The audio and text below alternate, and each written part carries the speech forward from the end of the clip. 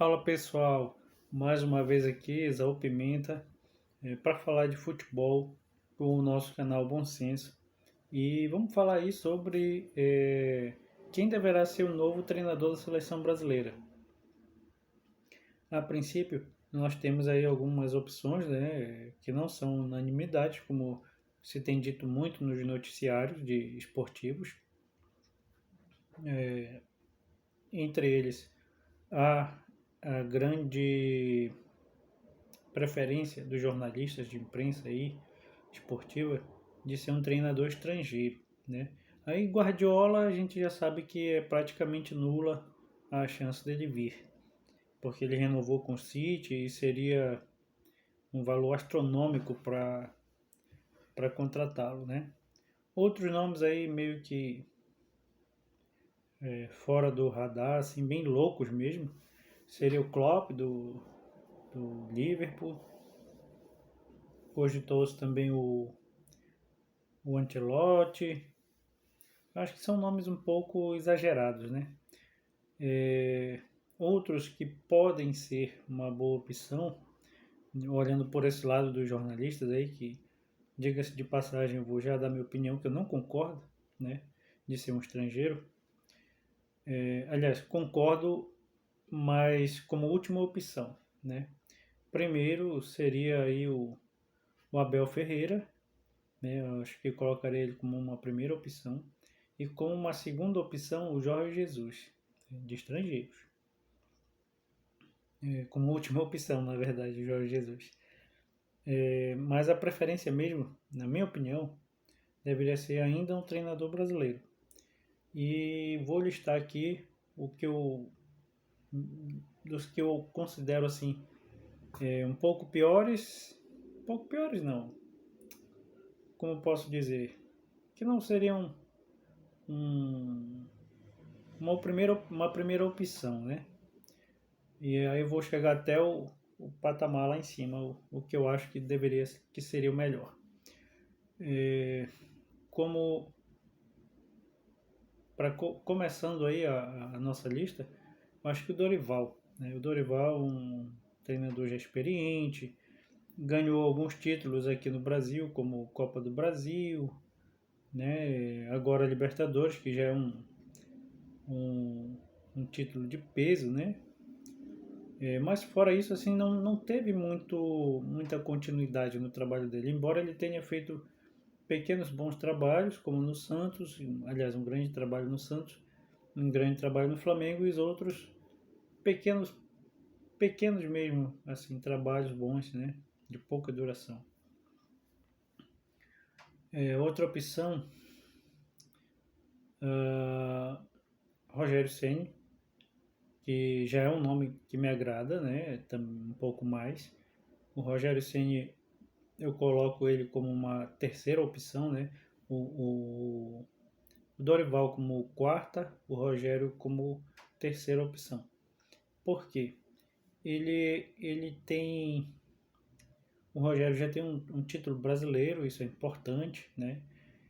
Ele tem uma capacidade de moldar seus times conforme ele vai, conforme ele está no plantel, né? Conforme ele tem o plantel.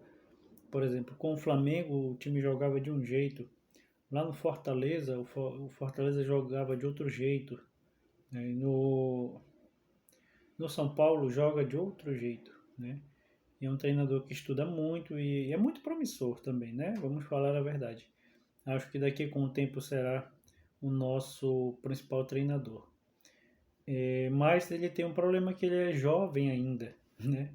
Um pouco jovem, né? Como treinador, ainda falta muita experiência para ele. E esse processo aí nesses times como Flamengo, São Paulo, Cruzeiro, Fortaleza, ele veio ganhando muita experiência, mas ainda não é suficiente na minha opinião, né?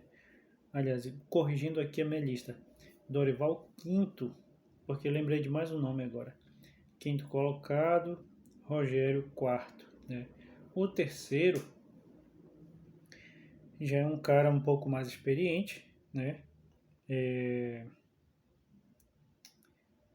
Vencedor, mas que tem um defeito, que quando ele é, e é um bom treinador até, mas quando ele é encurralado taticamente, ele fica sem saída, ele não consegue encontrar soluções, né? Diferente de um Rogério Ceni.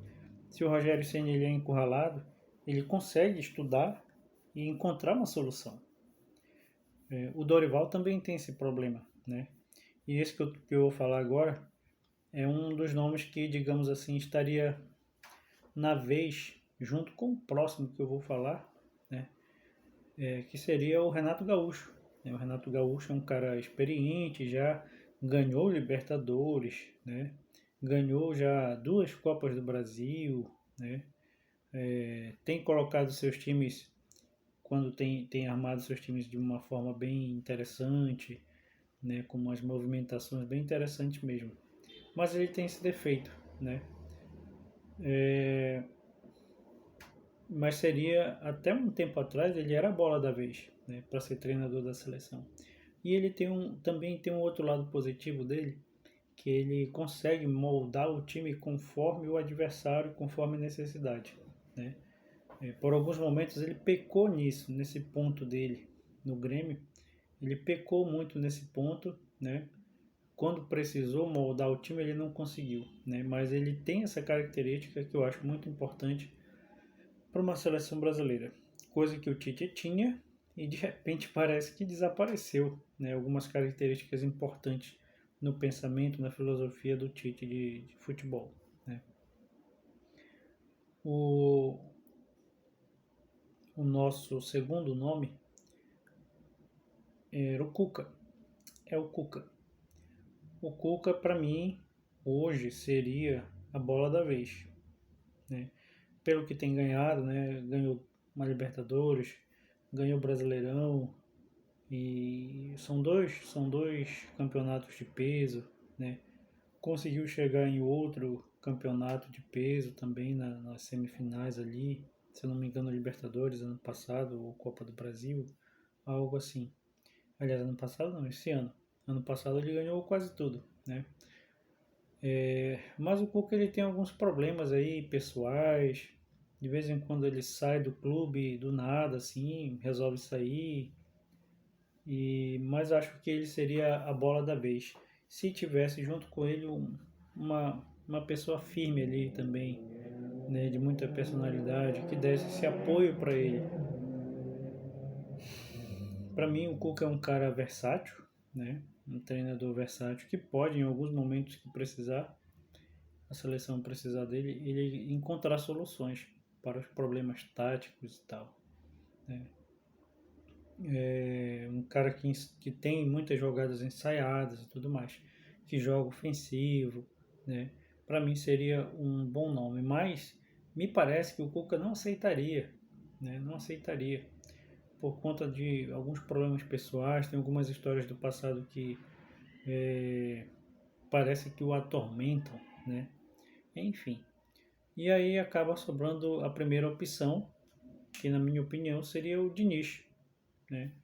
O Fernando Diniz, do Fluminense, que tem uma proposta de jogo muito mais moderna em relação aos outros candidatos aqui no Brasil. Um estilo de jogo bem ofensivo, né? Bem diferenciado, com um pensamento bem europeu de futebol, né? Juntando com a característica brasileira. Porém, o Diniz ele tem um defeito. O Diniz às vezes ele é um pouco explosivo e ainda não tem tanta experiência, né? Não tem nenhum título também de peso.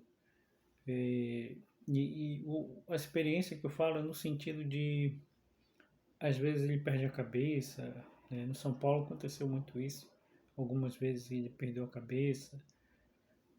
Não que o São Paulo tenha jogado mal, mas jogou muito bem os jogos que acabou sendo eliminado, que perdeu o Brasileirão, né? Que era líder, mas algumas situações também o atrapalharam, né? Ele não soube conduzir para dar continuidade para chegar ao título. Então acho que seria um risco, mas pela proposta de jogo, né, dele, bem arrojado, bem ofensivo, acho que seria o melhor nome mesmo com os problemas que ele tem.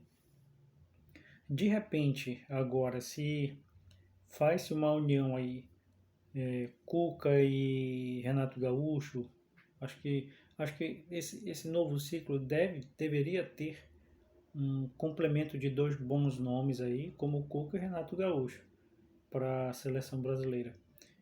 Se não for nenhum dos dois, por exemplo, vamos imaginar aqui,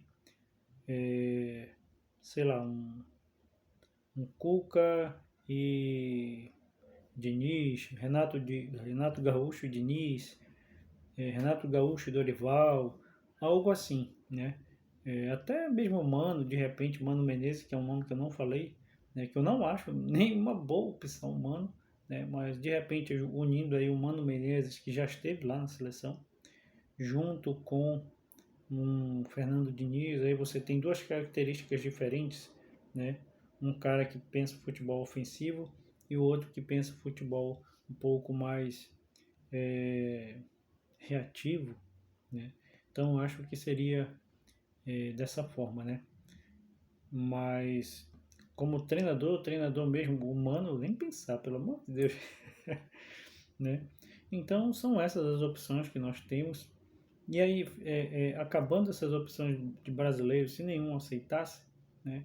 Aí chamaria assim, tentaria chamar o Abel Ferreira, né? E é isso. Eu acho que são as opções que nós temos, né? Gostando ou não, um deles vai ser escolhido. Se, claro, vai ter o convite e ele vai ter que aceitar ou não, né? E aí a partir daí é torcer pela seleção e elogiar quando tiver que elogiar e criticar quando tiver que criticar. Acho que o Tite já foi o nosso melhor treinador e hoje, assim, depois que ele entrou na seleção, parece que ele se perdeu, né? Se perdeu nas suas táticas, nas suas estratégias. Fez a mesma coisa em 2022 que ele tinha feito lá em 2018 e perdeu meio campo, perdeu a Copa, né? Levou o Daniel Alves que não era para ter levado, enfim, acho que colheu aquilo que plantou, né? E a escolha do novo treinador vai passar por essas escolhas e vamos ver aí o que vai dar. Se eu tivesse que apostar, apostaria no Diniz, no Fernando Diniz, né? E é também uma opção que eu acho a melhor. Agora eu gostaria muito de ver Diniz e mais um, né? Um desses nomes aí que eu citei, né? Acho que formaria uma boa dupla e em busca do Hexa em 2026. Certo, pessoal? É isso aí. Curta, compartilhe, comente se quiser, né? Comentar aí, dar sua opinião, beleza? E dê essa força no canal, assim você está recomendando e o YouTube vai recomendar para outras pessoas, né? Você vai estar mostrando que o vídeo é interessante e tal. Aí o YouTube vai estar recomendando para outras pessoas também. Valeu? Um abraço e até a próxima. Fui!